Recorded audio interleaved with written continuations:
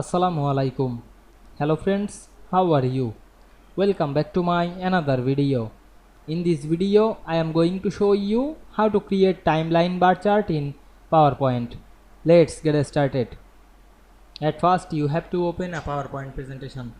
Then we go to the home menu, select the new slide drop down menu and create a blank slide. Then go to the insert menu, select the chart option. Now we can see here many chart. Now I am go to the bar option. We can see here many bar chart. Now I am select the bar and click OK.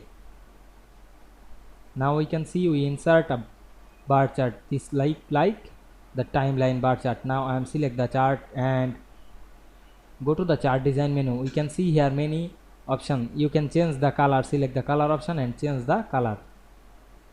Otherwise, edit the chart and add any element like axis title, chart title, data level, data, error bars, grid lines, etc.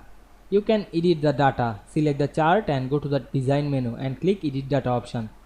Then we can see here open the Excel spreadsheet. You can edit data using this Excel.